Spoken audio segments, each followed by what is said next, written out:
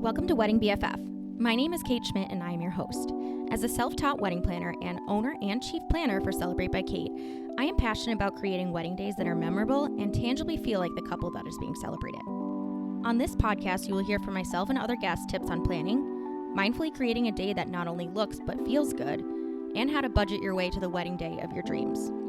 Now let's get to discussing your day, your way. Okay. Hi everyone, this is Kate Schmidt. I am the founder and chief planner at Celebrate by Kait, a full-service wedding event and experience planning company. Today I wanted to talk about something I specialize in, that is some of the resources that I give to my clients, and talk about the paper goods portion of weddings, which is easy for those things to get forgotten or not thought through if it's hard to get somewhere directionally, but I'm getting ahead of myself here. What I first wanted to talk about is the importance of signage at an event and some of those printed materials. So I created a checklist because my clients essentially told me they needed it. Like, what do I really need? So oftentimes those are born out of indirect client requests, I would say, more along the lines of this would be helpful or something like that. And then I take some time and create it. And quite honestly, sometimes creating those resources is one of the best parts about what I do, because I'm able to put pen to paper metaphorically and give my clients the resources that they're looking for.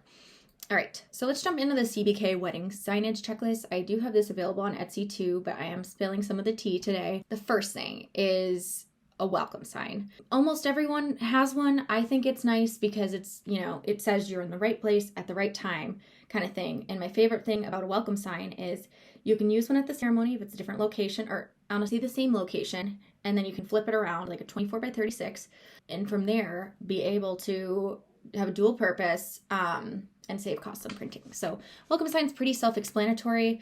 You might need more than one depending on your venue, but when we get to directional signage, we will address that a little bit more. Okay, I'm going to go through mandatory first. Actually, I just changed my mind. Most weddings, if you are having a seated dinner with assigned seating, will need a seating chart. And I'm going to talk about something that I have seen all across the board recently, something I personally recommend to my clients, and that is a seating chart that is organized by last name, not by table. We've all been to weddings where it's organized by table. And it's like, how the heck do I find my name? If it's alphabetical, okay, Kate Schmidt, S. Okay, cool. Table 18. Awesome. See you there. But it gets a lot more confusing if you do it based on table number. And it seems logical, but some people still choose to do it based on table number, which I think is pretty backwards. However, you know me, whatever floats your boat.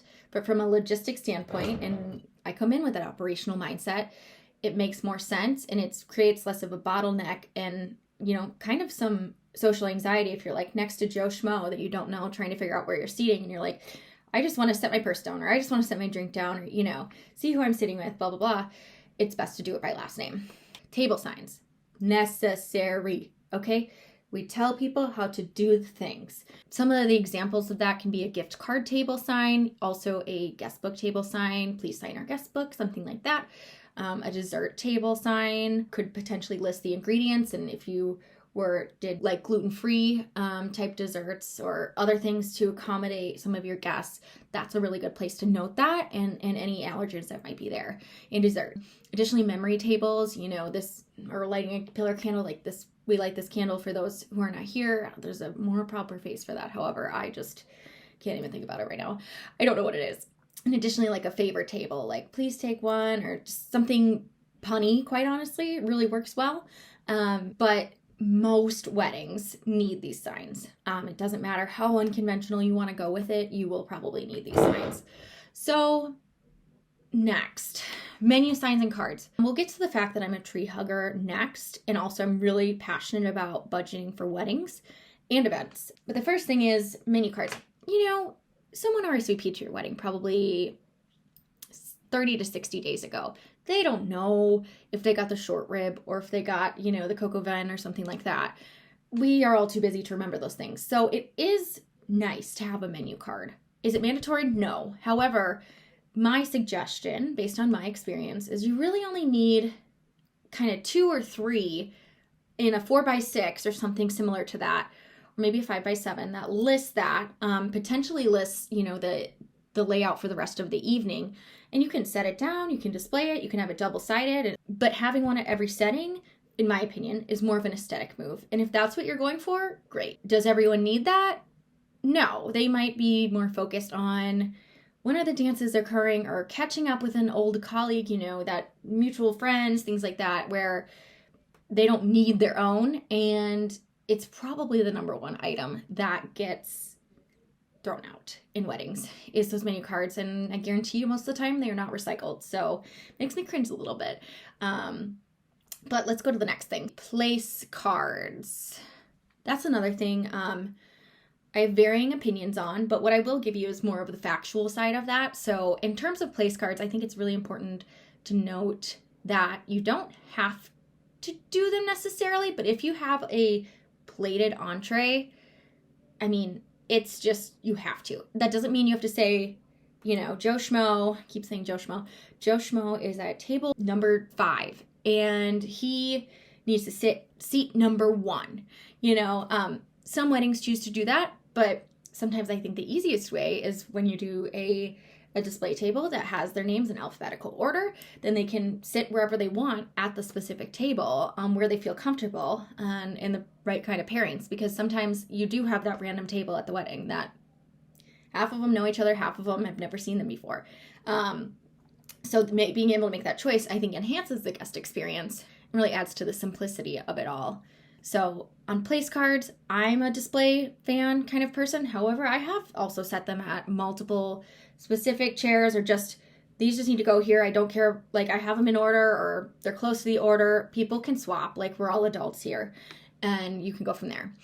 Table numbers, if you are doing any type of dinner where you have assigned seating, these are definitely mandatory, and you do not need to spend a ton of money on those cutesy acrylic things. You literally could go get a frame at the Dollar Tree, print up a 4x6, or order it at Walgreens in a cute design you made in Canva and put table 21. There are cute ones on Amazon, quite honestly, too.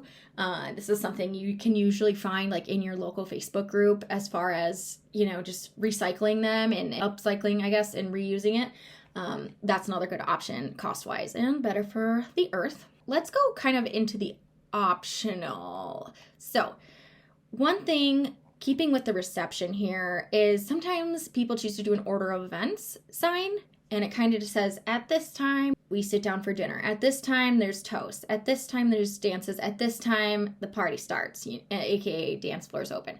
Those are wonderful. It just depends on what kind of information you want to convey to your guests, but definitely more on the optional side. Additionally, I mentioned directional signs earlier, and directional signs are important for a variety of reasons, but they're not needed at every venue. If your venue has a front door that goes to your venue and only your venue, you do not need one. However, if you have to go down this hallway to the left and then go down to the right, and then the room kitty corner from this other, some type of landmark, if it would be hard for an adult to find, or if they're going to ask a front desk or something like that, just provide signage. Make it easier on everyone. And I guarantee you the venue will appreciate that as well. Another thing, bar signs. So sticking with reception, if you choose to serve alcohol at your wedding, one of the things to note is what is being offered, what is being hosted. I'm seeing more and more these years. Most of my career has been post-pandemic, so the world we've been all on our heads. We're not knowing what to expect, and inflation, whatever. So more and more people are very strictly defining what they're covering. This is not an open bar for all. What it is maybe 1 or 2 signature cocktails and then beer and wine, or some people do just beer and wine. I've seen it tiered off throughout the evening, what is paid for, what is not paid for. It's really up to you, and it's a huge budget call, as we all know. So booze isn't cheap, but having a sign that says, shows the signature cocktail, or it breaks down, what's in it. I think it's always nice when you name it something cute, after your dog, we'll name it the Lexi. And then if it's a French 75, we'll say champagne, gin, simple syrup. I don't even know what else is in that, but lemon juice or something like that.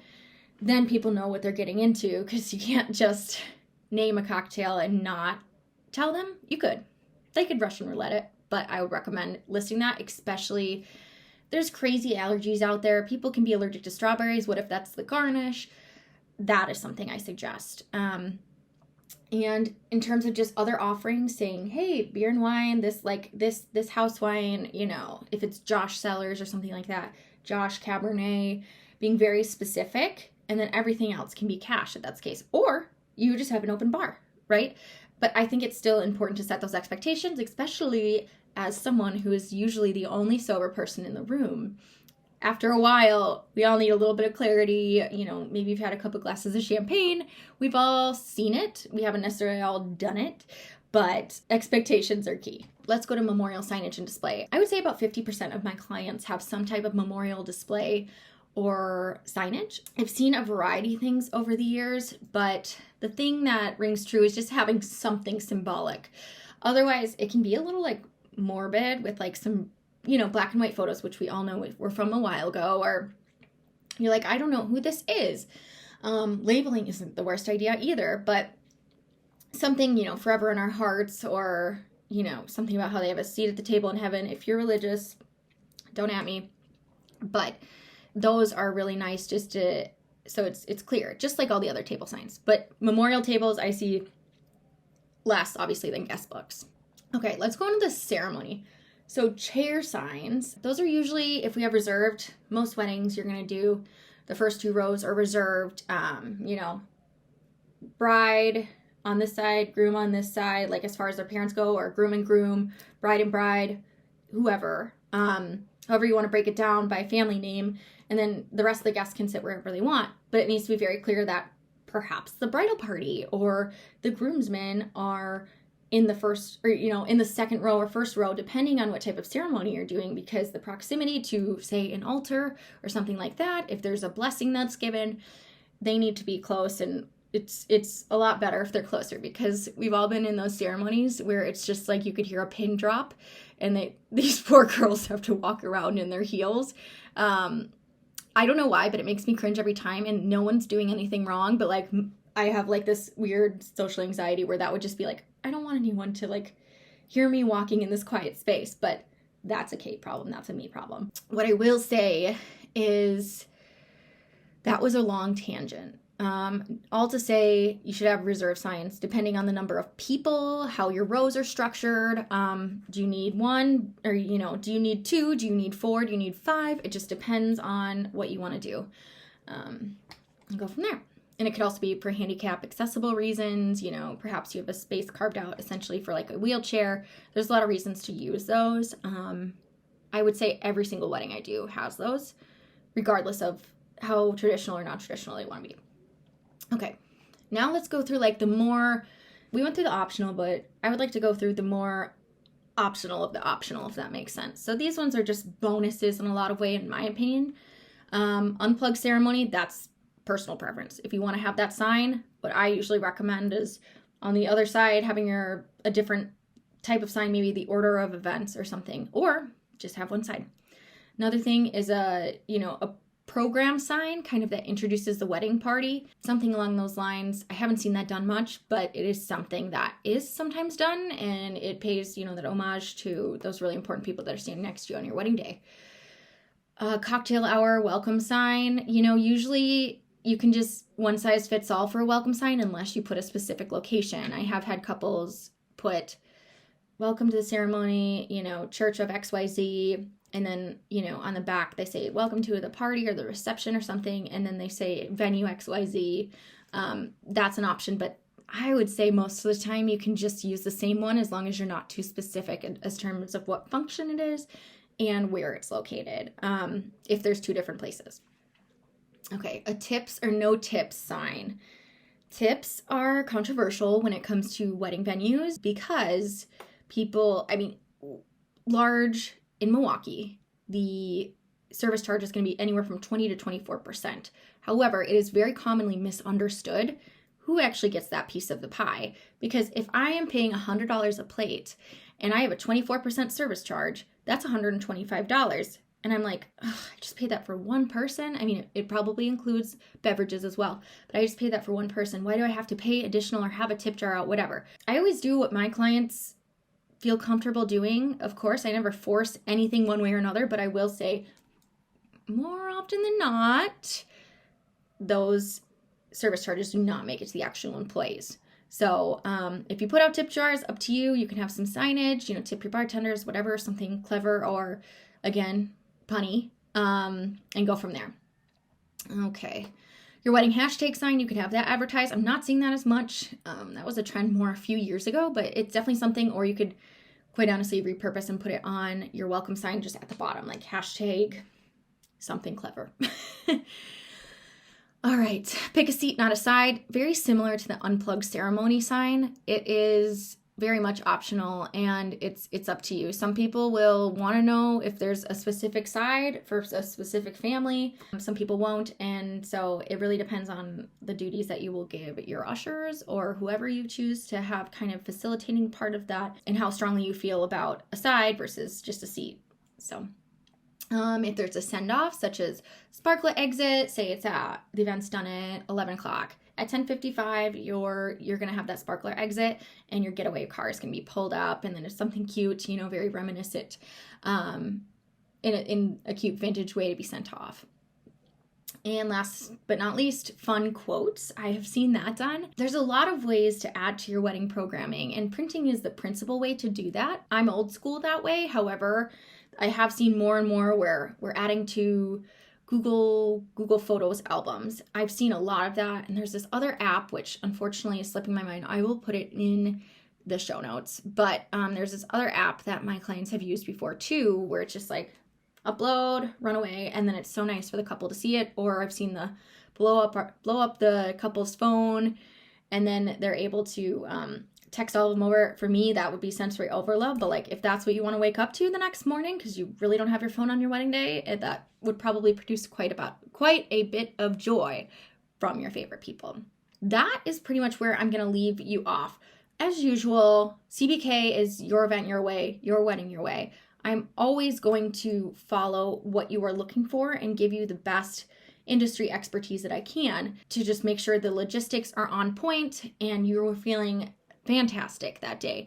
Printing is a big part of that. I did not cover invitations, what needs to be in an invitation. I will be doing actually another episode on what needs to be included in your invitation and timelines for save the dates versus timelines for formal invitations and how that might vary if your destination. Before getting into that too much, this is all to say, you choose what you do on your wedding day. I would say there are pretty much some non-negotiable items, such as the reserve signs. I pretty much think that applies to almost everyone. Menu sign applies to most people, if not a menu card. And then definitely table numbers if you have assigned seating. And if you have assigned seating, definitely a seating chart. But again, your day, your way with CBK. And I'm happy to help you. If you want to connect, you can find me on Instagram. I have everything in the show notes, how to reach out to me or touch base, even if you just want to talk about Sex and the City. I am totally down for that. And Carrie's wedding, we could totally analyze that. But that's enough for today. Thank you so much for tuning in to Wedding BFF with Celebrate by Kait. I will talk to you soon. Thanks for listening. I'm thrilled that you joined us today. Feel free to check out CBK on Instagram at Celebrate by Kait, spelled CELEBRAIT, by, and my name Kait, Kait, as well as various other online channels where we share our sparkle with the world. Thanks again for joining your Wedding BFF. Cheers to your day, your way.